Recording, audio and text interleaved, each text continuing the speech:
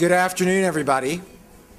Good afternoon. I'm Hiram Chodash. I'm Dean of the College of Law, and it's a great pleasure to welcome you to what is the second keynote address in this extraordinary conference on global justice.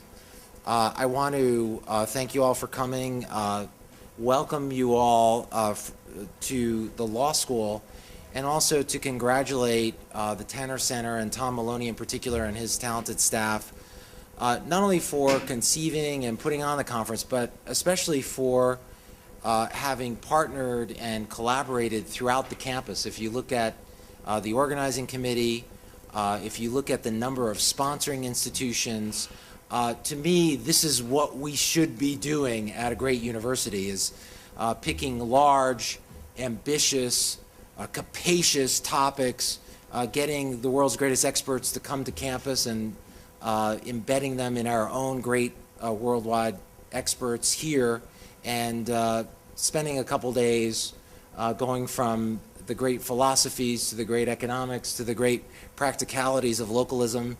I would urge you all to try to get up to Fort Douglas this afternoon, and tomorrow we've got some outstanding panels. And again, I'm just so pleased both to be participating in the conference as well as to host it here today. We've got a fantastic keynote. Without further delay, I'm going to turn it over to my dear colleague himself, one of the leading experts on the history of international law, and certainly the leading expert, I believe, in looking critically at international law from a developing world perspective, our Thurman professor, Tony Young.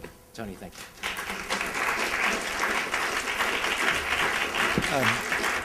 Thank you very much, Hiram, for that kind introduction to myself, I'm going to serve as the introducer of our very distinguished speaker today, Professor Richard Miller from Cornell University. Professor Miller did his PhD at Harvard Law School. I'm sorry, not at Harvard Law School. We are dispensing with the law for the moment because we need the far more important guidance of philosophy. And so Professor Miller teaches at the philosophy department at Cornell, and he received his PhD in philosophy from Harvard University. Professor Miller, his main interests deal with social and political philosophy, and his writings and teaching focus on international justice, concern for topics such as the duties to help the global poor, the moral status of patriotism and of special duties towards compatriots, moral problems of globalization, global climate change, and the ethics of war. So as you can see, this is an extraordinarily wide range of topics that Professor Miller has dealt with. He'll be speaking today, as our program has told us, on the whole question of, after the American century, globalization, justice, and the global power shift. So I think this is an extraordinarily important and topical issue, and so we look forward to seeing what he has to say about it. But as my previous comments suggested, his range of interests extend far further. And what I find really interesting is the way in which he brings his philosophical analysis to topics which are not quite often covered, it seems to me, by experts in the whole question of philosophy and global justice. So I was very impressed and struck by the fact, for example, that he writes about issues such as questions of global justice and ethics in the context of rule of law projects. So the rule of law, how do we bring the rule of law to Afghanistan? He's written on topics like that. So what's really interesting about his writing is how detailed, it's almost like reading something in Foreign Affairs or one of the foreign policy journals, one of the major foreign policy journals, to see how detailed his analysis is about the different strategies that have been employed, about the different possibilities that are available to the United States in these circumstances, and adding to all that the very important layer of philosophical analysis that really reveals very important aspects of the choices that we face in these circumstances. So I would highly recommend to you the articles he has written, for example, about American policy in Afghanistan. Should we actually negotiate with the Taliban, for example? What are the possible ways in which this whole conflict can be resolved from the perspective of ethics and political philosophy? In the old days, I would actually I point out he's written a very important book on the whole question of globalizing justice, the ethics of poverty and power. In the old days, I would wave a copy of his book to all of you, but here all I will do is wave a copy of my Kindle, which is where his book currently resides. So I suppose this is globalization in a certain way, and with that, let me introduce someone I think who has clearly established himself as one of the major figures in global justice, in the philosophy of global justice, along with people such as Peter Singer and Charles Bates and Thomas Pogge. So it is our great pleasure to welcome Professor Miller to the University of Utah. So.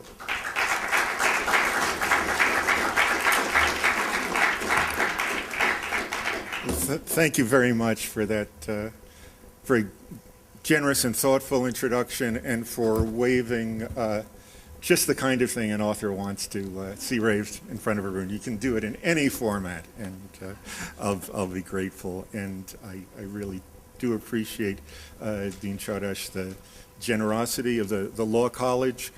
We've been talking in the conference, which I hope you'll all now take part in, about the quality of the conversation that's been made possible by the Tanner Center, by the University of Utah, and of course by individuals as well, Dean Chatterjee and Thomas Bologna as organizers, the many people, above all Victoria Medina, who've made these smooth arrangements, at least they seem smooth to us, logistically possible.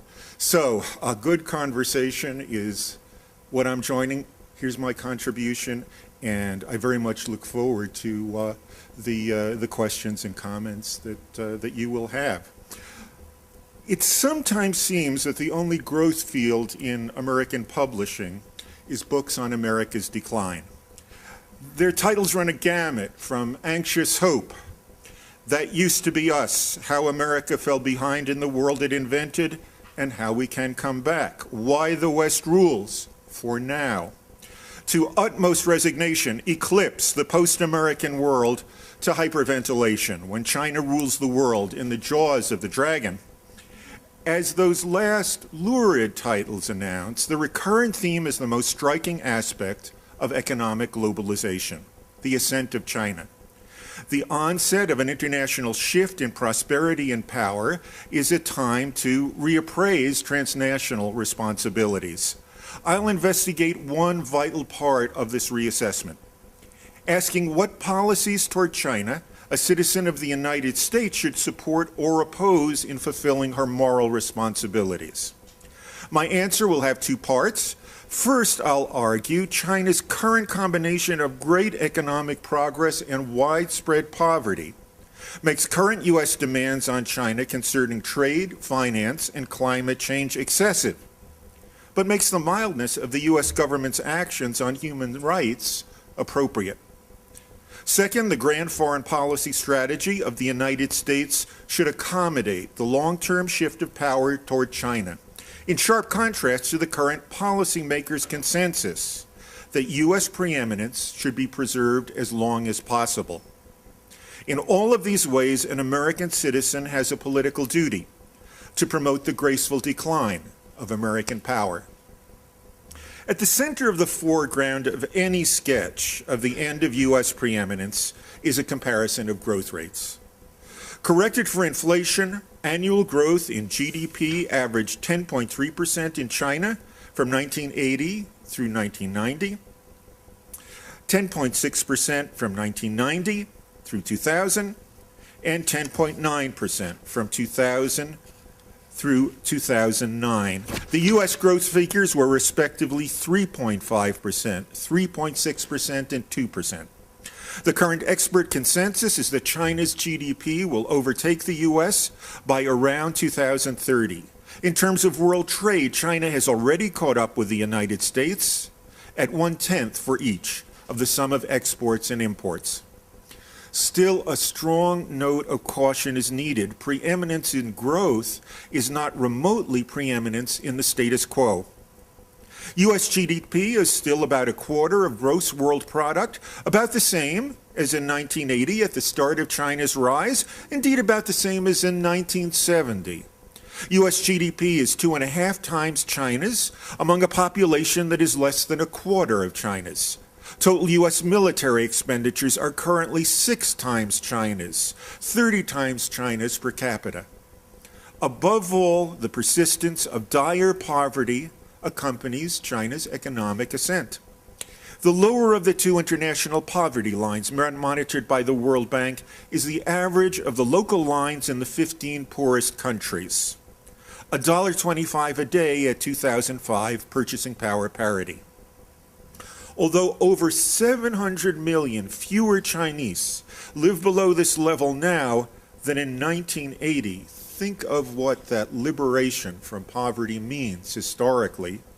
About an eighth still live below the line of abject poverty. Over 500 million fewer than in 1980 live below the higher threshold of $2 a day, corresponding to the median poverty line among developing countries as a whole, but about a third still live below that line. The poor of China are part of a striking feature of world poverty at the present stage of globalization. Most of the global poor live in industrializing middle-income countries. Half of those below $1.25 a day and 60% of those below $2 live in China and India alone. Since China's ascent is in the first instance economic, it brings to the fore the question of the extent to which America's transnational economic responsibilities have changed. In the era of globalization, export-led growth has been the most important route for escaping poverty. So U.S. policies in world trade and finance are potentially a major source of unmet responsibilities. An appropriate initial focus would be the international trade regime administered by the WTO. There, the joint commitments of governments to restrict their exercise of legitimate prerogatives have above all been shaped by threats of the United States to permit less access to its vast market from countries that got in its way. If the regime is unfair, its benefits to the United States are fruits of imposed injustice, generating a duty to make good. The moral yardstick for judging the fairness of the WTO is, in the final analysis, deliberative. Here's what I mean. In a world trade regime, governments share a commitment to give up prerogatives that they might use in seeking to advance the interests of their citizens. In the negotiations leading to this outcome, governments have responsibilities to one another, to show good faith in their arguments, and to seek an outcome that each can willingly uphold while fulfilling its responsibilities to its citizens. A trade agreement is fair only if it could result from deliberations in which those responsibilities are fulfilled. Now, in responsible deliberations, representatives of all countries, large and prosperous, as well as small and poor, would insist on an outcome in which their citizenries as a whole benefit from giving up policy prerogatives in the ultimate accord. Has to be some net benefit to the giving up, or you've broken faith with your own citizens. Otherwise, the surrender of prerogatives would violate responsibilities to those they represent. However, this requirement admits a broad array of packages, of restrictions, permissions, and means of coping with consequences of accords, subject to further negotiation. In choosing among these alternatives, the special needs of developing countries ought to have special standing.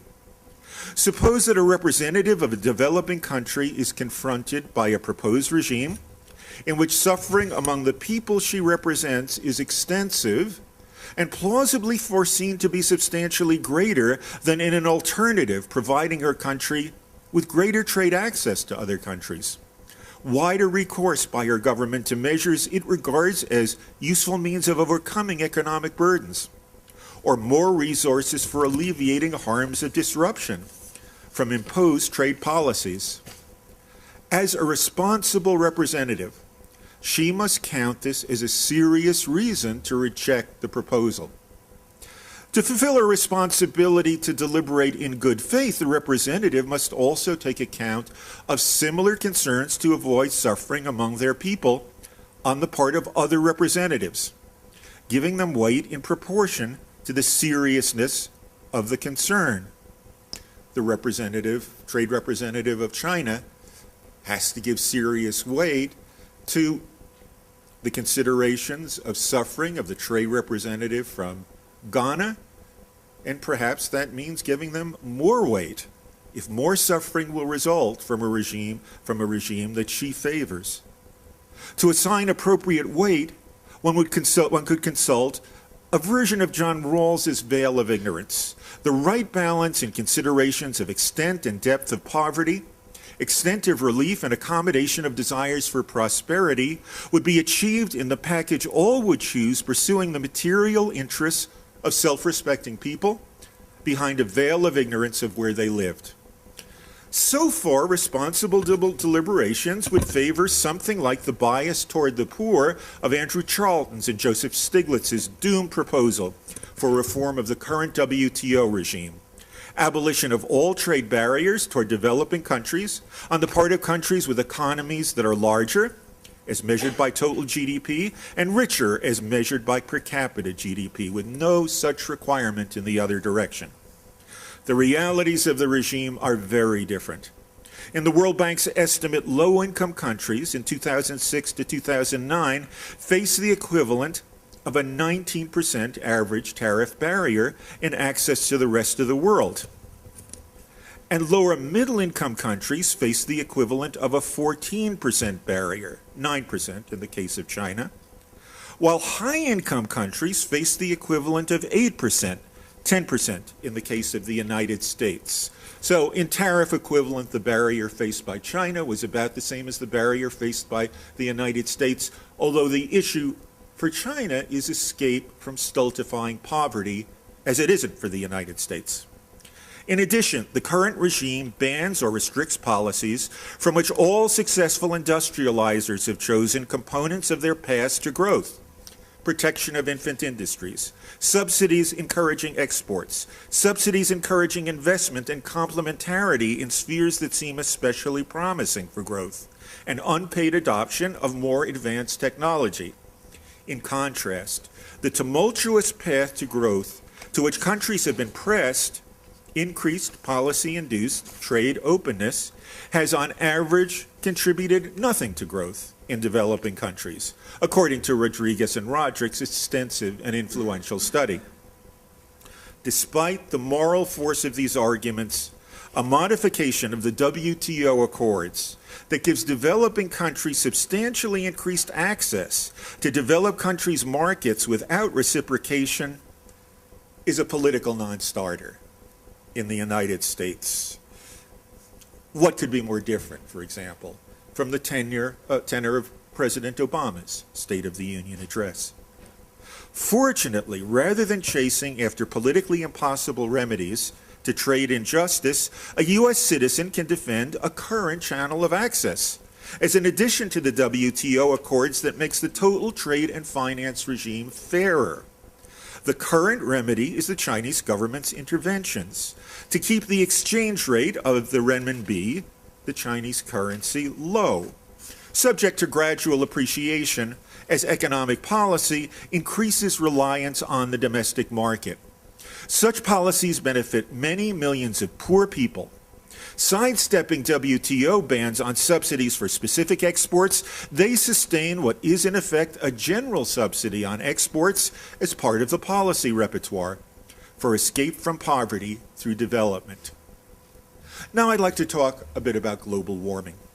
In contrast to its generally beneficial trade effect, the economic ascent of China has been bad for the global environment, spewing lots of additional carbon dioxide, which accentuates harms of global warming. China has become the most emissive country in the world, spewing 12% more carbon dioxide than the United States in 2008. Growth in GDP per capita is the most important factor by far in the growth of carbon dioxide emissions from China. Nearly 7 times as important in 2000 to 2007 as the next most important factor, the amount of carbon dioxide emitted per unit of energy.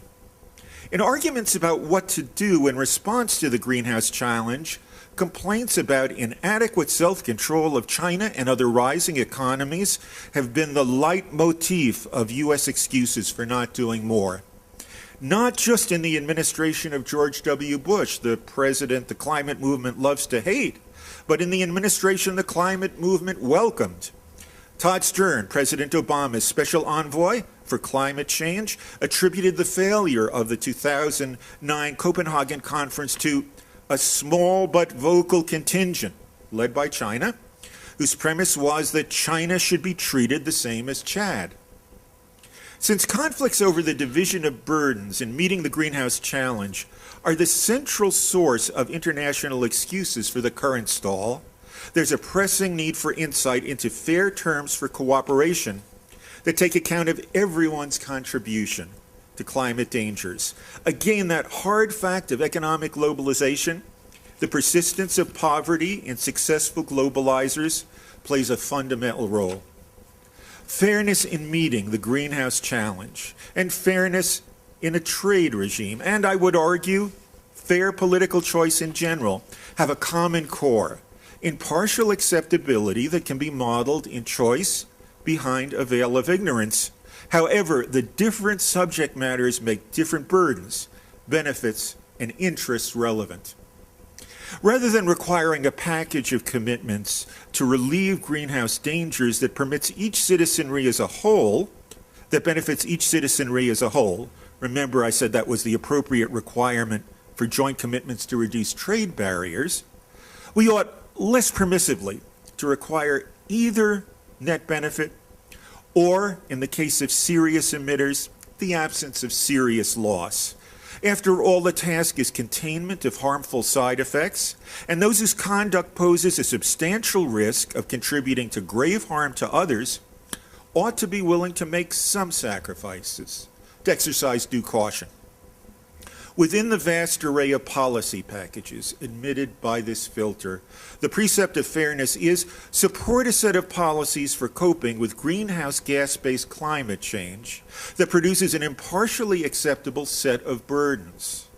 By an impartially acceptable set of burdens, I mean an allocation that each of us around the world would choose in preference to the burden sets imposed by other policy packages in rationally advancing his or her relevant interests, in ignorance of who the world he or she is. The relevant burdens include losses due to the economic impact of emissions reductions, harms due to unmitigated climate change, and inferior future opportunities to make use of the common atmospheric sink. Those who suffer more than they would in the impartially acceptable arrangement could only willingly support the actual alternative if they took their interests to be less important than others. Such a regime is no basis for willing cooperation among equals. Impartial acceptability of burdens of each kind would strongly favor developing countries, including China, India, and other industrializers. For one thing, the accompaniment of emissions-dependent development by enduring poverty makes the same emissions reduction a greater burden for the people of developing countries, including China. The postponement of escapes from lifelong drudgery, insecurity, or isolation is a much more serious matter than the disruption of unemployment, which is the major human cost, and it is a serious human cost, of policy-induced emissions reduction in developed countries. The second sort of burdens, harms due to unmitigated climate change, are also bound to be especially heavy in developing countries, including China. In part, this is the outcome of terrain. For example, huge numbers of people in East and South Asia live in coastal lowlands, especially affected by rising sea levels. Mostly the greater impact reflects the economic, social, and political situations of people in developing countries, whose ways of life tend to be more sensitive to climate change, more rural, more based on farming, and who have fewer resources for adaptation. Finally, fair climate deliberations should see convergence in per capita emissions to avoid burdens of inferior opportunities to make use of nature. Despite the ascent of Chinese greenhouse gas to first place, inequalities in per capita emissions are dramatic. 19 metric tons of carbon dioxide in the United States per capita in 2007, compared to 4.3 in China, 0.3 in Bangladesh, 1.4 in India, 1.9 in Brazil, remember the US is 19, and 4.6 in the world at large. No doubt, the government of China should do more to commit itself to its fair share of an adequate response to the greenhouse challenge. However, driven in part by concerns for energy efficiency and future resource shortage and by pressure from domestic protests against pollution, China has traveled a significant distance toward its fair commitments. In the confidential assessment of the organizers of the Copenhagen Conference, China's pledges and voluntary commitments entailed a savings in 2020 emissions 3 times greater than announced American aspirations, which later collapsed in Congress. Americans should regard China bashing as a major obstacle to meeting the greenhouse challenge. Now I'd like to say some things about human rights in China.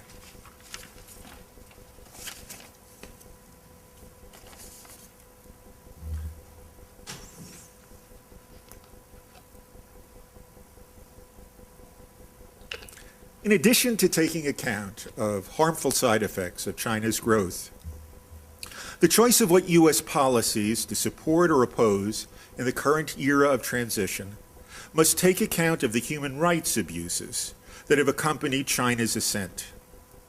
While the United States and European governments sometimes mildly express concern about a few well-reported instances of repression, they've imposed no real cost since the Tiananmen Square massacres of 1989. Should people in the United States seek further pressure by their government and its allies, or in any case more assertive condemnation? I'll argue that we should not, largely on account of the combination of poverty and economic progress. An assessment of international responsibilities in defending human rights in China must confront 3 truths, each of which distracts from the others. The first is the abundance of episodes in which Chinese officials interfere with the exercise of morally important civil and political liberties. The most frequent abuses are part of a battle to protect corruption. Throughout China, local officials have extorted bribes, imposed excessive taxes and fees, confiscated land for factories or apartment houses without adequate compensation for their own or their cronies' benefit, and extracted illegitimate benefits from the management, privatization, or lax supervision of enterprises. When complaints against such wrongs go public, local officials sometimes respond with loathsome abuse. In the sphere of national politics, potentially influential challenges to the political monopoly of the Chinese Communist Party risk severe repression. The most prominent current example is Liu Xiaobo, winner of the 2010 Nobel Peace Prize, imprisoned for his leading role in writing and circulating Charter 08, a stark challenge to the Chinese Communist Party for, in its words, crushing and stripping away the rights of citizens, raising the possibility of a violent conflict of disastrous proportions, which was initially co-signed by 302 activists. The first grim truth of repression suggests that the Chinese Communist Party rigidly enforces its dictates and stifles criticism. But the second truth is that the Chinese political norm includes widespread and often fruitful contestation of officials' acts, claims, and standing. According to China's Ministry of Public Security, there were 74,000 so-called collective incidents in 2004, demonstrations and confrontations involving 3.76 million people, a tally that grew to 87,000 incidents in 2005, after which public release of these figures stopped. About 11.5 million petitions protesting local officials' abuses were received by higher-level authorities in 2005, when about 6 million complaints were pursued in the court system. The protesters, as well as the petitioners and litigants, nearly always present their grievances as complaints against the violation of national policies of the Chinese Communist Party. Notable aspect of the protest of the villagers of Wukan against shenanigans that they saw in the sale of public land leading to their seizure of the village. They appealed to the center, and in fact the leader of the protest was made leader of the village by the chief of the province in which Wukan is located. Well, of course, that might just be a tactic appealing to the center. If you only knew, you would be on our side. But it seems to express a genuine sentiment, not just a tactic. This view that the center is on our side is reflected in responses to surveys, which, like all that I will cite, are organized by academics or institutions based outside of China, in which respondents freely voice fierce complaints about officials who could hurt them. In 2009, 96% said in a nationwide survey that they were extremely or relatively satisfied with the central government. In a rural survey, 87% agreed or strongly agreed that the center supports peasants in defending their lawful rights and interests. To a significant extent, this compound of bitterness and hope responds to China's characteristic combination of progress, poverty, and vastness. The population of China is half again greater than the total population of North and South America, including the Caribbean, and is diverse in culture and vernacular languages. In urban areas on the coast, such as urban Shanghai, per capita income at purchasing power parity was around $7,500 in 2008, the level of Tunisia and Jamaica, while it was about a tenth of that in rural areas of the poorest Western provinces, the level of Ethiopia. Under 5 mortality, a basic measure of public health, was 7 per thousand in urban China as a whole, the level of Poland, while it was 23 per thousand in rural China, the level of Nicaragua. The market-driven growth responsible for China's great yet highly uneven progress has depended on devolution of responsibilities for economic development, revenue, and public provision onto local cadre displaced throughout this vast and diverse population. Some cadre have abused their prerogatives and have viciously defended their gains. But local contestation has an impact. Protests, even violent ones, against locally imposed fees and taxes, industrial pollutions, irregularities in local elections, and the requisitioning of land sometimes succeed. In one survey of rural petitioners, 39% were satisfied with results they had already obtained. More important, nationwide, though locally dispersed protest and complaint seemed to stimulate implementation of corrective policies from the center. The great wave of rural protests at the turn of the century contributed to the conversion of ad hoc rural fees to a set local agricultural tax and then to the abolition of the tax. Publicity and help from higher up advanced the dormant project of elected village committees with meaningful rights of oversight. The construction of a national safety net with emphasis on the flow of revenues from the center into areas that had been left behind in China's rise became the central theme of the Hu Wen regime, part of an effort to provide a harmonious society in the face of mounting popular dissonance. Local protests with specific targets are just part of the contestations that the authorities sometimes respond to in a positive way, sometimes punish, and always seek to contain. Estimates of the number of NGOs in China range from 300,000 to 1 million. Over 500 million Chinese use the internet more than in any other country. In the constant cat and mouse game with government censors, the mice often win. A quarter of internet users regularly use proxy servers to move beyond the center's range. The first grim fact of repression, and the second inspiring fact of resilient contestation, suggests that the rapid establishment of democratic rights is what China needs and what influential foreign governments should press on Beijing.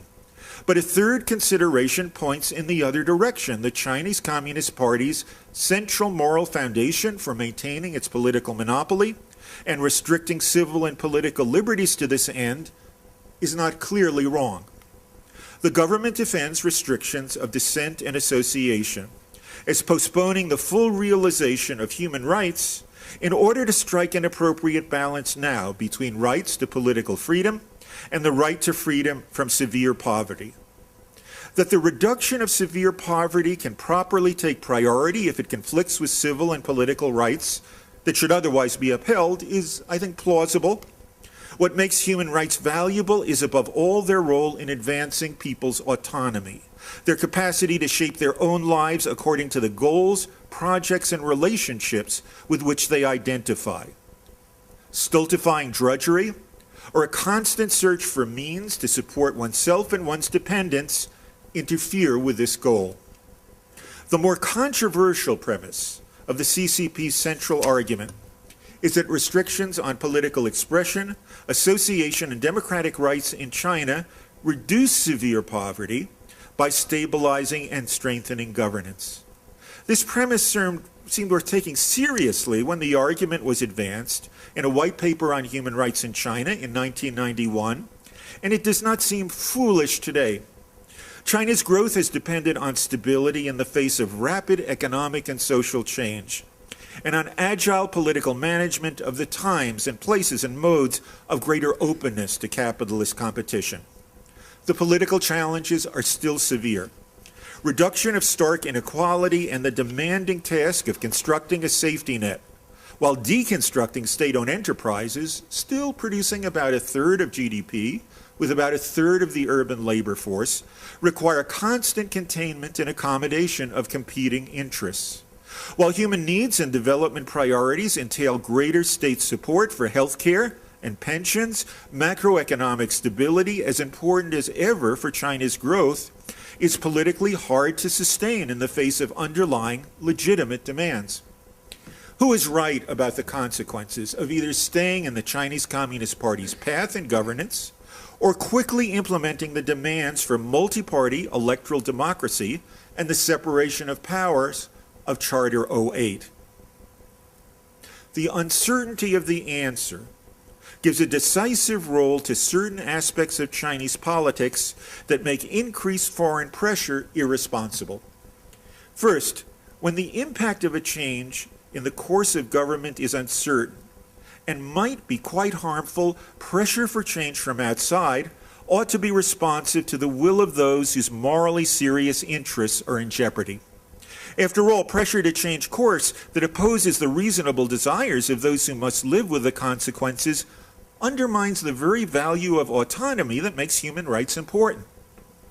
There is considerable evidence that the majority of those whose serious relevant interests are at stake favor the present course of governance in China. For example, in the 1910 Pew Global Enterprise survey of 22 governments, 87% of Chinese respondents said that they were satisfied with the way things were going in their country today. This compared with 50% in the next most positive country, Brazil, and 30% in the United States. In addition to respect for local sentiments, assertive intervention ought to be constrained by awareness of the consequences of provoking Chinese nationalism. Far from reducing moral inertia in movement toward more freedom, U.S. intrusiveness adds popular strength to the most regressive forces, tying their cause to the patriotism expressed in the huge sales of nationalist tracts, such as The China That Can Say No, and the national fury in response to the bombing of the Chinese embassy in Belgrade during the NATO campaign against Serbia. If China were not the site of vigorous, fruitful contestation, transnational responsibility might dictate recurrent, assertive condemnation by governments and intergovernmental institutions and the imposition of human rights conditions on the promotion of Beijing's diplomatic goals to make up for the absence of a counterweight to the inevitable self-protectiveness of the party leadership. One knows that a time will come in which the justification for the one-party democracy will stop being good, and of course, the Standing Committee of the Politburo will still try to hold on to power. People love power.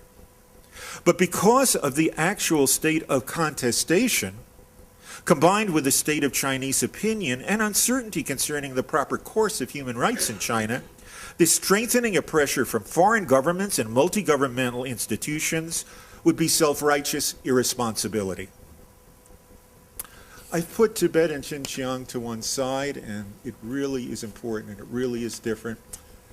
I think for reasons of time, I'll just leave that to discussion, because now I want to turn to the most important political choice in the world today. So far, the catalog of America's transnational responsibilities has addressed the current stage in the global power shift, in which China has not risen beyond widespread poverty, and in comparison with the United States, has a smaller economy and a puny military. However, the most important choice in global politics, the grand foreign policy strategy of the United States, is more farsighted. Despite their sometimes fierce disagreements, those with serious influence on this choice agree that its proper goal is the preservation of U.S. preeminence in power for as long as possible. If you read neoconservatives, if you read people such as Stephen Walt and Leslie Gelb, who are in the lead of the liberal establishment in foreign policy, there is no disagreement. Perhaps the most important consequence of China's rise is the moral challenge it poses to this consensus. The goal of preserving American preeminence in power for as long as possible would require the continuance of America's vast military apparatus, along with dispositions to use that destructive power that greatly endanger humanity, or so I shall argue. The likely benefits of preserving American preeminence as long as possible do not justify those dangers, in part because of the inevitability of China's rise.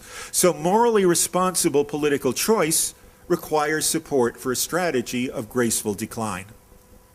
With 6 times the military expenditures of China, vast superiority in military technology, and 662 bases in 38 foreign countries, compared to China's none, the United States has robust qualitative military superiority, in contrast to its dwindling advantages in economic resources for transnational influence.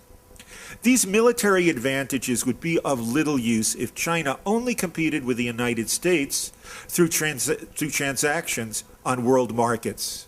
But economic needs and territorial interests dictate competition between their governments for influence over other governments. China's mounting needs for natural resources are pursued not just by purchases on world markets, but through agreements with governments for extraction, transport, and secure long-term provision. As China's economy matures, the Chinese government and Chinese enterprises will have a growing interest in developing countries in profitable contracts for improvement of infrastructure, preferably oriented toward future use of Chinese goods and services, prime opportunities for direct investment, and advantageous provision of financial services. In competition for these benefits, above all competition with the United States and U.S. firms, bilateral government agreements and preferential ties among officials play a fundamental role. The goal of extending political influence is especially salient, and the threat to American influence especially clear where territorial sovereignty is in dispute. Like all Chinese leaderships and the vast majority of the people of China, the Chinese Communist Party regards Taiwan as an integral part of their country. The CCP has no current interest in forcibly incorporating the angry citizenry of a thriving Chinese democracy into their present polity. And the fate of Hong Kong indicates that the remaining political differences could be accommodated if growth of democracy on the mainland and economic integration facilitate future political reunion. But reunion would deprive the United States of a staunch ally and shake the confidence of governments throughout the world in the virtues of U.S. support. In the South China Sea, China advances claims with a substantial historical basis, primarily contested by the Philippines and Vietnam to the Spratly Islands. Meager coral outcroppings with a total surface of 10 square kilometers. control of which would place over 160,000 square kilometers of sea zone in China's territorial waters. Oil reserves on the scale of Kuwait's lie in this zone. These economic needs and territorial rivalries are important motivations for China's pursuit of heightened transnational influence in competition with the United States. In the face of this challenge, America's military primacy is centrally important. Security guarantees and arms transfers are a basis for alliances, sometimes strengthened by governments' need for help in maintaining control over their own subjects, or countering the demands of regional rivals. When it suits U.S. interests as perceived by the current presidential administration, the unparalleled military resources of the United States can be used in an effort to destroy governments, gain access to what they control, and discourage others from following their lead. In the leading geographic areas of disputed sovereignty, the U.S. has ultimate veto power on account of naval supremacy. The role of U.S. military primacy in protecting preeminence from the Chinese threat is already a major theme of U.S. foreign policy forcefully proclaimed by the Obama administration. The new U.S. strategic guidelines announce that while the U.S. this is a quotation from the new guidelines, while the U.S. military will continue to contribute to security globally, we will of necessity, the emphasis is italicized in the original, we will of necessity rebalance to the Asia-Pacific region.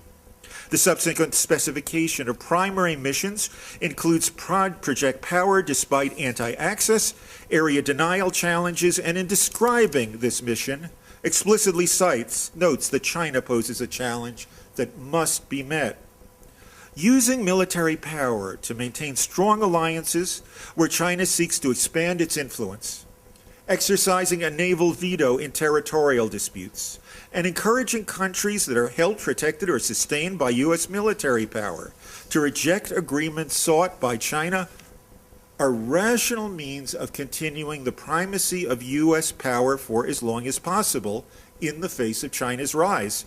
But the dangers of the means are morally excessive. A citizen of the United States should reject this goal in favor of support for compromise, sharply reduce military expenditure, restraint in official criticism, and lesser exclusivity in alliance and patronage, all of which will hasten the decline of American power.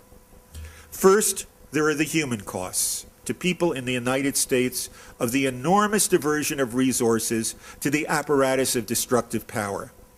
Second, the use of this apparatus to limit Chinese influence and block China's long-term territorial goals is bound to accelerate Chinese military spending at even greater cost to the poor of China.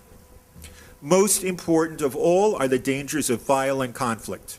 The more the United States exploits the full potential of its military power to sustain spheres of influence that retard the political influence of China, the more reason China will have to expand its own influence on this military basis, promoting insecurity and instability in U.S. allies. In the construction and defense of spheres of influence, support for insurgencies, invasion by proxies, and support from battle client regimes are rational strategies that can serve great powers well. Possibilities of violent conflict between China's ally Pakistan and America's India, and even between the true great principles, become more likely the more the United States relies on military alliances and military threats to contain Chinese influence. Not very likely, but too dangerous to be ignored. Nonetheless, those who support the goal of preeminence, continued for as long as possible, take the continued supremacy of the United States to be on balance a source of tranquility, despite the violence sometimes required to maintain order. The United States certainly does at present often impose order that is better than the disorder that would otherwise ensue. But defense of the goal on the basis of a humane preference for order cannot withstand two realities of disorder and change. First, the appeal to tranquility ignores enduring tendencies of the United States in world affairs. In the making of U.S. foreign policy, when violent foreign initiatives are assessed, guesses about what will best promote U.S. global power are decisive, while avoidance of consequent deaths of people in developing countries does not have substantial countervailing influence. This process of policy making produces vast death and destruction. Consider just the toll in Iraq over the last 2 decades. In the first Gulf War, precision-guided weapons destroyed the power stations on which refrigeration, water supply, and sewage treatment depend, and attacks intended, in the words of Air Force planners, to strike against all those things that allow a nation to sustain itself. To let people know, get rid of this guy and we'll be more than happy to assist in rebuilding. Further U.S. initiatives during and soon after the war, including sanctions blocking reconstruction, produced over 100,000 Iraqi deaths, apart from Iraqi soldiers within a year after the start of military operations. Vigorous defense of the sanctions by the Clinton regime, blocking imports needed to reduce sanitation and health care in Iraq, sustained a public health crisis that ultimately led to 100,000 or more excess deaths among Iraqi children under 5. The invasion and occupation of Iraq produced over 500,000 excess deaths. The U.S. intervention in Vietnam, the sponsorship of the Mujahideen in Afghanistan, and the Mobutu regime in the Congo, and the restoration of mayhem in Somalia through the 2007 invasion of America's client, Ethiopia, add millions more to the death toll of disorders sustaining U.S. preeminence. Second, continuing U.S. preeminence for as long as possible does not mean preserving it forever. It now seems likely that this preeminence in power will end in the course of this century on account of China's rise. A grand strategy of forceful resistance to this ascendancy by the United States will strengthen the elite factions and the segments of public opinion that favor military assertiveness in both countries. Okay, almost done. It will weaken the prospects for the mutual trust that depends on the experience of successful cooperation.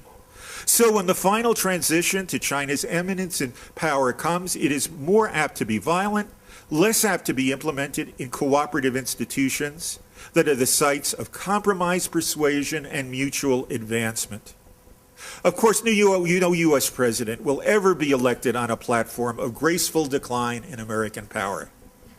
Still, loss of support for the basic trend of U.S. foreign policy among a significant growing minority of Americans and difficulties in forming alliances due to foreign public opposition are significant costs in reduced power.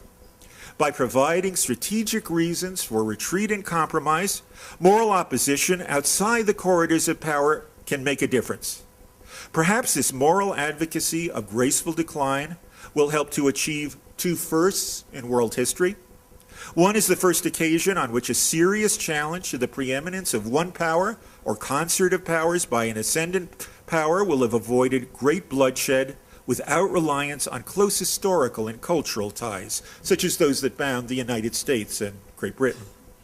The other is the achievement of an international order based on genuine, willing cooperation among the citizenries of the participating governments rather than the bullying, manipulation, and acquiescence that now largely shape globally important treaties, institutions, rules, and alliances. The moral advocacy of graceful decline in American power might be part of a process that makes the ancient dream of a political order modeled on the mutual respect of friends into a global reality. Thank you.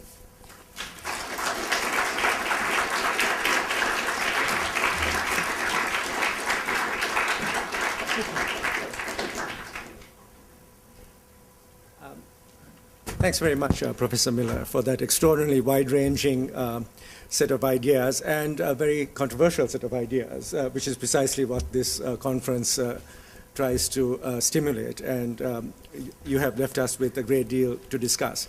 And of course, your topic is extraordinarily current, given the visit of recent visit of the Vice President of China to the United States.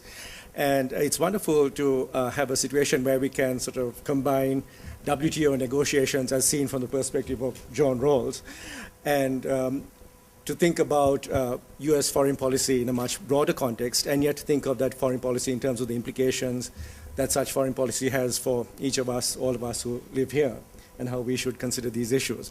So let me just open the floor to questions. Thanks.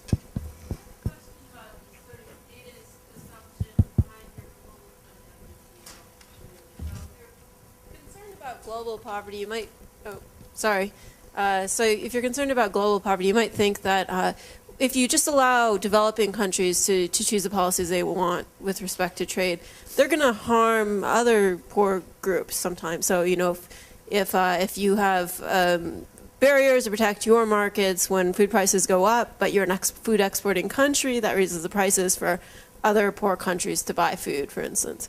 So that it may not be the best for global poverty, all things considered. And I don't know if you care about that, but I thought I'd ask. Oh, I do, and I'm not sure that we disagree. I take a global trade regime to be one in which governments give up prerogatives, their legitimate prerogatives, to advance their economy. That's why I emphasize what would make deliberations among governments responsible. But remember that it's my view that if you want all representatives to act responsibly in these negotiations, you have to respect the responsibility of representatives of poor countries to reject policy alternatives that would increase suffering as compared to other alternatives among the people of their country.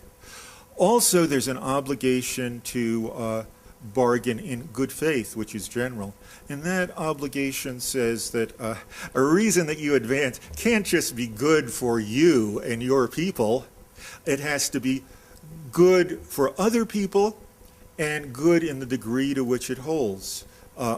So, of course, if there were an export regime that would cause misery in many poor countries in excess of the advantage to the food exporters, those reasons would have to be respected. How do you balance them? Proposal, you balance them impartially behind a veil of ignorance of whose burdens are going to be yours. So I think that gets us in basic agreement, though, of course, the balancing can be difficult. Madam, would you like to introduce yourself? Yes. Yeah, hi. I'm Cindy Stark. Hi. Oh, sorry. So I wanted to ask you a question about your application of RALs to these international questions. So it seems like there's a sort of theoretical obstacle to that, which is that for Rawls, part of the rationale for his contractarian approach is that he thinks of the participants of a society as more or less within a closed system, and they're in relations of cooperation with one another, and therefore it's fair, he thinks, for them to decide together how they ought to distribute out the goods that they jointly produced, and so on. And so there seems to be an obstacle to applying the Rawlsian view to a global situation.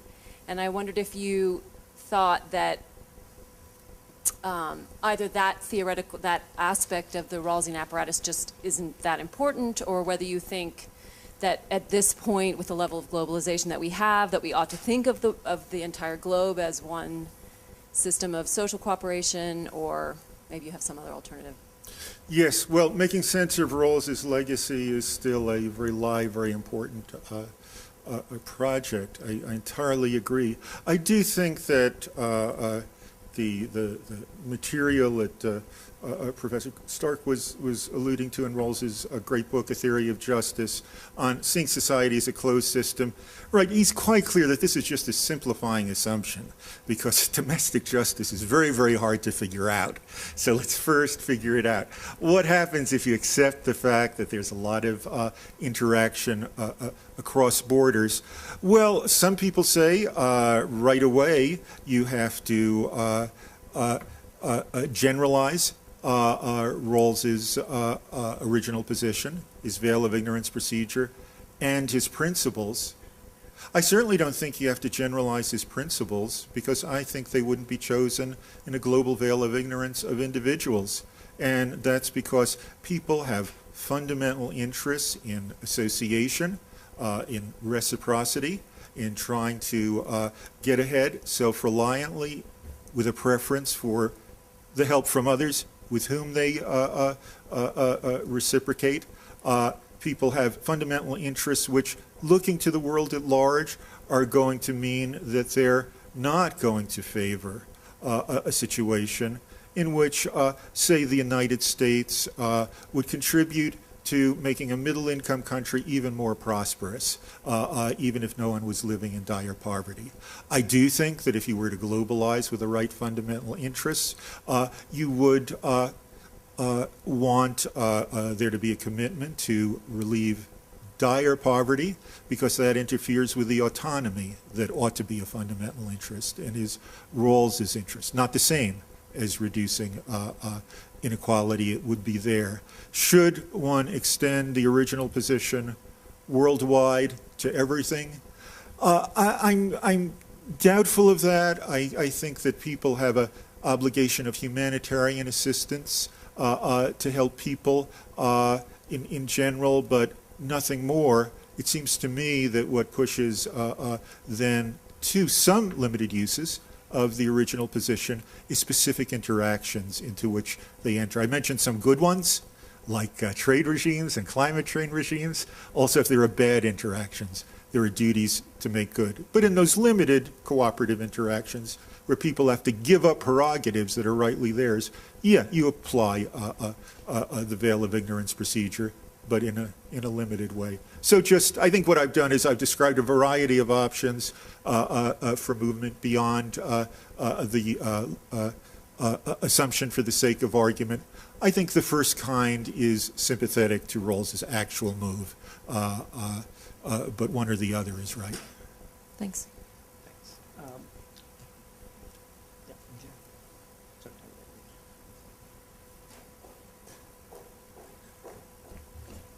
Professor Miller, thank you so much for a very provocative and interesting talk. I'm Professor Erica George, and I teach human rights here. Yes. But my be limited to just that. I want you to talk further about from a veil of ignorance to perhaps a curtain of compassion. I wanted to try to understand how you might approach the concept of interdependence and indivisibility in an interrelationship.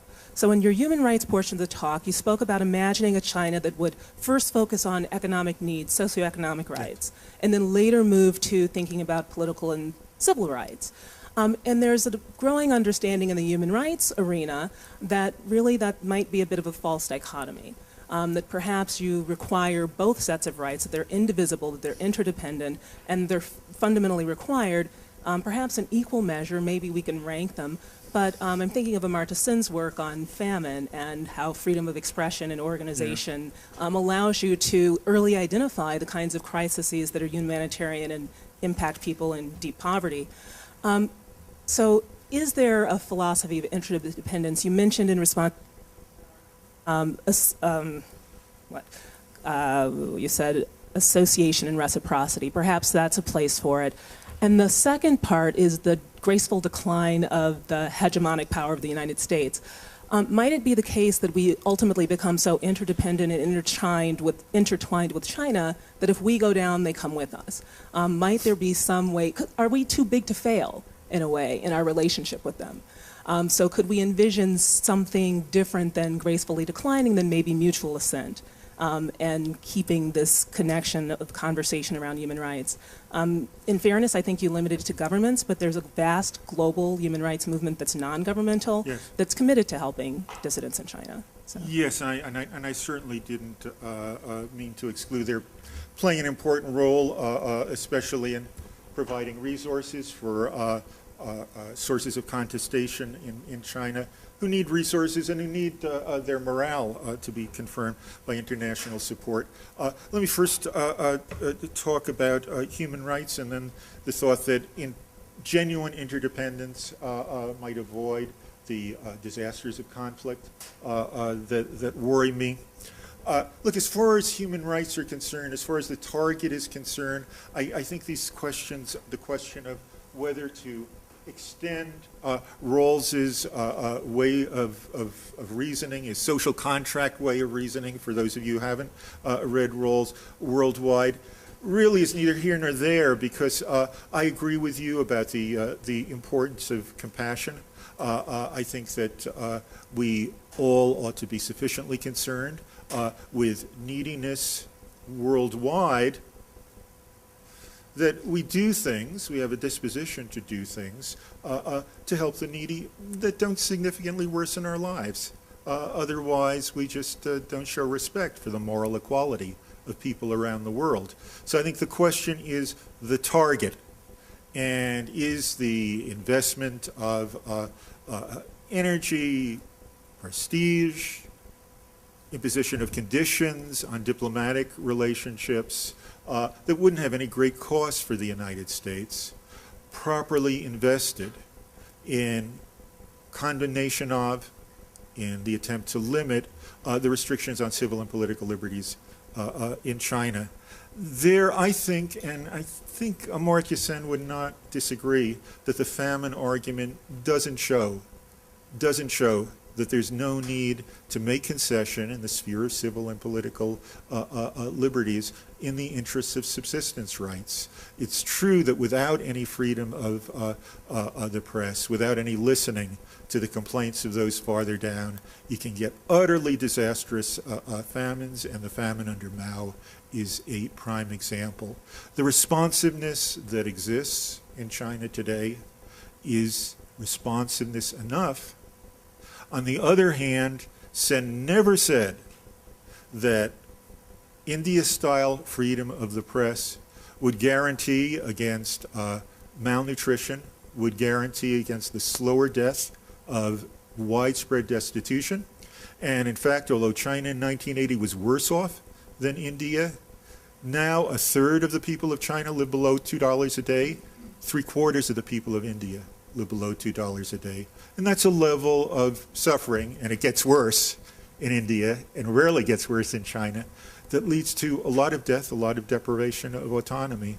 So my thought is that it may be that the trade-off here is real.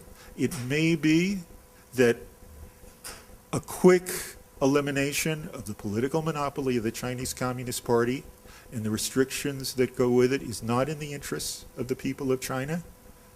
And if that may be, I don't know the answer, it's for the people of China to decide, and they seem to have made that decision. As far as economic independence, and if we go down, they go down, is concerned, I think that would work if the objective of the U.S. foreign policy establishment was for the United States to be as prosperous as possible. But they want us to be number one, and of course that's not about prosperity. And if it's a matter of prosperity, people doing well economically, Norway's number one, or maybe Luxembourg is number one. We haven't been number one for a long time. The consensus is that the United States should be the hegemon, as it's sometimes said, that the United States should have preeminence and ability to get other countries to do what they otherwise wouldn't do. And that's what I meant by preeminence in power. And there, it seems to me that there are things in the way of resources and territorial claims that China strives for that have to be blocked for the U.S. to be number one in power for as long as possible.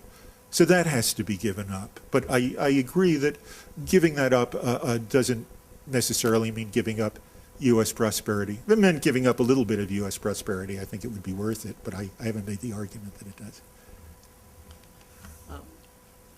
Perhaps if I could just take these two questions together, because we're short of time. So if, this gentleman first, and then you. I'm Sanford Bashir. What's been left out of this discussion is the status of women. And it strikes me that in societies where women are more valued, that you have more economic prosperity, the brain power of the country gets doubled. And in India, with forms of birth control now and selection of men, we're going to have, in the near decades, tens of millions more men, and each one of those young men in those societies, both in India and in China, And I kind of wonder what in the world is that going to do to the world stage and the chances of war when you have tens of millions of young men in two countries, the two largest countries in the world. Thanks. And this gentleman That's had a actually question. kind of a double question. Okay. And this gentleman had a question. So, so we'll just take those two together. And we've got about 3 minutes for your answer. Yes, please. Mehram Mazinani, PhD student in Middle East Center and Political Science. Well, I wanted to make a confession, actually, because I recently read your article, Moral Closeness and World Community in Professor Chatterjee's class. And every paragraph that I read, I was like, that can't be right. There's, seriously, and I was like, because of X, Y, Z, that can't be right. But in the next paragraph, you answer all my questions. And What a relief. I love the article, and I'm actually using your article in my dissertation. But there's just one question that I would like to address now here, which is, well, I have to crudely simplify your argument. You say, if I harm you, I have to make up for it. Like, put it very simply, if I do anything against you, if I force you, if I harm you, I can make up for it. I have to compensate. And since we're living in democratic community or country, there are mediums through which I can be legislative agents. That is political freedom, because I can participate in political affair. And then you say, even if I don't harm you, still I'm responsible because you're a citizen of my country, because we are a part of a common project, which is nation states. And then you argue that it's not optional, it's a duty, it's an obligation to take care of each other. First, because of harm, second, because of the common project. Now, how can we apply this argument to a non-democratic society in which people do not have political freedom to engage with the life of the state? People do not have a chance to harm each other, and they are not a part of a common project because it's not a nation state. And yes, how would you define duty and obligation in a non-democratic society? Well, So just to say, 3 minutes, would that be sufficient? just as a start, maybe we can talk afterwards. It seems to me there are political choices and political choices. And first, in response to the second question, voting for one party or another, sometimes with your fingers on your nose in this country, though I do it, and I'm gladly, is not the only way to make a choice that should be exercised responsibly. I started to discuss polity, a process of governance in China, in which those choices, though largely non-electoral, are made, and there's a duty to make it responsibly, and people certainly depend on others' goodwill in their political choices in order to advance their country. Lots of people in China, young men, actually, a problem of China because of the one-child policy is the problem of aging of the population. So let me just say that I appreciate demography as something, but I think it's important that demography isn't everything. Yes, having lots of young people who are unemployed around, or whose education isn't being taken advantage of, is a recipe for discontent and disorder. It can move in productive relations, as in the Arab Spring. And if an economy is steadily technologically upgrading, which has been the great achievement of China, then the education, the learning, the aspirations of those people can be absorbed. So that's the challenge of youth in a developing country. Thanks very much, Professor Miller. I feel very bad about cutting you off. So let me just use that as a basis for saying that we can hear Professor Miller speak again from 2 o'clock to 4 o'clock. We have a session tomorrow at Fort Douglas that will, in a way, conclude the conference. And a number of other distinguished speakers will be involved. Devon Hale from the University of the Medical School, and Polly Wiesner from Anthropology. Also, we can't allow the dean, who is one of the outstanding deans of this country, I think, in terms of appreciating the whole question of globalization and global justice. We can't allow him just to confine himself to introducing people. He will be actually speaking on this topic tomorrow afternoon, so I would urge all of you to think about attending. And again, thanks very much, Professor Miller.